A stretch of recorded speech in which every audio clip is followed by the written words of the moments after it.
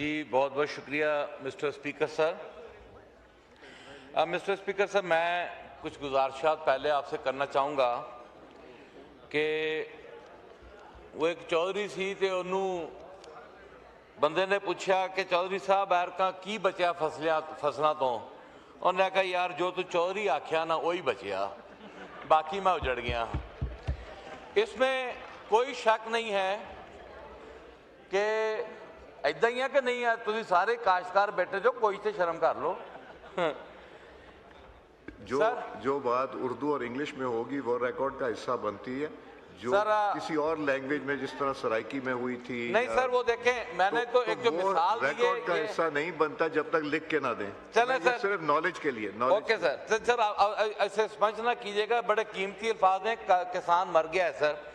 Sir मैं सबसे पहले सर ये आपकी तवज्जो चाहूँगा कि अपनी अमेंडमेंट आने से पहले सर, ये जो हमारा पंजाब में 11 कंपनीज बनाई गई, उन 11 कंपनीज को टारगेट दिया गया कि आपने गंदम खरीदनी है। नहीं, ये फाइनेंस बिल पे सर मैं ये सर ये जब मैं आगे बढ़ूंगा ये फाइनेंस के साथ और पास्को के साथ सर ये रिलेट हो जाएगा सर। अच्छा सर, हुआ क्या कि 11 कंपनीज ने, जो गवर्नमेंट ने रेट तयन किया, 11 कंपनीज ने उनको धोखाधड़ी कर देना शुरू की और वो रेट ना देना चाहा, और लोगों ने भी उस पर एतमाद करना मुनासिब नहीं समझा, क्योंकि ये गवर्नमेंट की रिस्पॉन्सिबिलिटी थी कि पास्को ने डायरेक्ट ये गंदम खरीदनी थी, जो कि गवर्नमेंट ऑफ पंजाब का बहुत बड़ा फेलियर था कि जो उसकी जिम्मेदारी थी, पास्को की जिम्मेदारी थी, उन्होंने वो बाईपास करके और 11 कंपनीज, प्राइवेट कंपनीज को ये टारगेट दिया। अब सर जब 11 कंपनीज उसमें गंदम खरीदने में फेल हुई, अपने टारगेट अचीव करने में फेल हुई, तो सर कल से पूरे पंजाब में पुलिस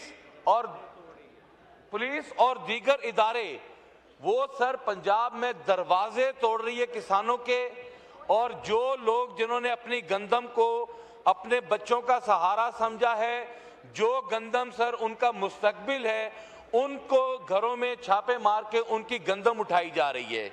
मैं समझता हूं कि सर ये गवर्नमेंट ऑफ पंजाब का बहुत बड़ा फेलियर है। इस जानिब बैठे हुए तमाम काश्तकार, मैं उनसे रिक्वेस्ट करूंगा कि ये जो आप लोगों ने किसान का इस्तेसाल किया है उसे बंद करें, और आज भी बंद करें। मैं सर अपनी अमेंडमेंट्स पे आता हूं सर रजीम चेंज के बाद सर ये 5वां बजट है मिस्टर शहबाज शरीफ साहब का, और ये तीसरा बजट है मिस्टर औरंगजेब साहब का। सर आप सर जितने भी तजिया निगार हैं, टीवी प्रोग्राम्स हैं, जितने भी मकातबे फिक्र से ताल्लुक रखने वाले लोग हैं, आप उनके तजिए सुने, आप अपने इकोनॉमिस्ट से राय लें। वो कह रहे हैं कि जी मुतवातर ये बजट जो है आपका वो डिक्रीज की तरफ जा रहा है और आप खसारे में जा रहे हैं। हर साल आपका खसारा बढ़ रहा है और आपकी इकॉनमी शदीद दबाव का शिकार है। अब हुकूमत ने किया क्या है, जब आप उस शदीद दबाव का शिकार होते हैं, जब आपको पता है कि रजीम चेंज के बाद, फॉर्म 47 के बाद पॉलिटिकल इनस्टेबिलिटी आई, अवाम की एतबार आप पर उठा, अवाम आप पर राय आपके साथ शामिल नहीं हुई, आपका मल्टीनेशनल जितना भी आपका बिजनेसमैन था उसने अपना बिजनेस क्लोज करना और मुल्क से बाहर जाना चाहा, आपका जो छोटा इन्वेस्टर है वो तजब्बुब का शिकार हो गया। उसके बाद सर जो आम लोग जो अपना रोजगार कमा के खाते हैं वो मुश्किल का शिकार हो गए। महंगाई बढ़ती इतनी बढ़ गई कि लोग सर मरने पर आ गए।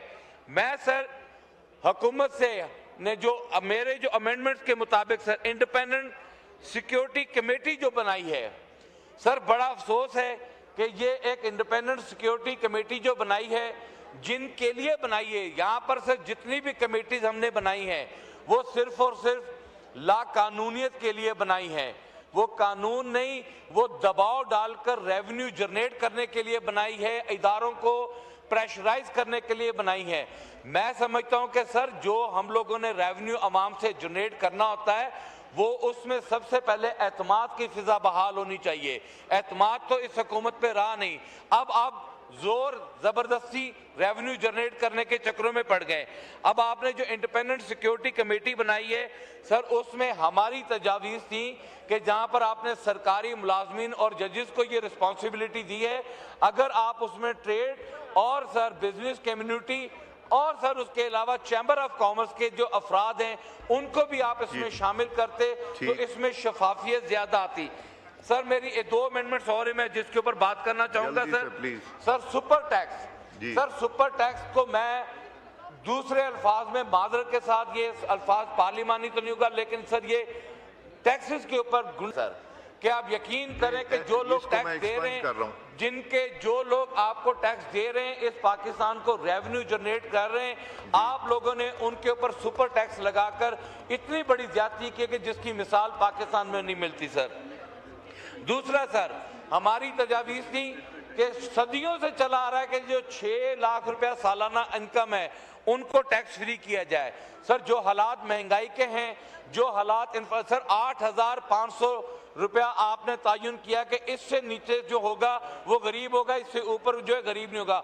8,500 में एक हफ्ते में एक शख्स की मेडिसिन आना मुश्किल है, 2 वक्त का चूल्हा जलाना मुश्किल है। सर उस पे सर आप खोलें सर, ये आखिरी बात है मेरी सर, उस पर जो 6 लाख पर जो आप लोगों ने जो टैक्सेस लगाए हैं, मैं हुकूमत से रिक्वेस्ट करूंगा कि जो 6 लाख का जो टैक्स है उसको खत्म करके 12 लाख पे किया जाए, ताकि 12 लाख के जो लोग जो कमाई करते हैं उनको टैक्स फ्री जोन में लाया जाए, ताकि वो अपने माहाना आमदन के साथ लोगों का गुजर सफर आसान बना सके। और सर यहाँ पर एक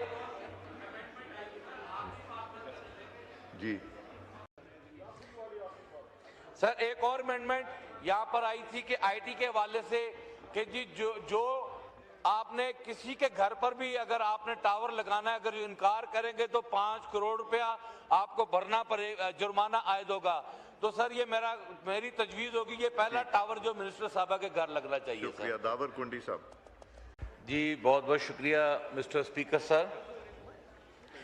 मिस्टर स्पीकर सर, मैं कुछ गुजारिशात पहले आपसे करना चाहूँगा कि वो एक चौधरी सी ते उन्होंने बंदे ने पूछा कि चौधरी साहब ऐरका की बचा फसलों तो, उन्हें कहा यार जो तू चौधरी आख्या ना वही बचिया, बाकी मैं उजड़ गया।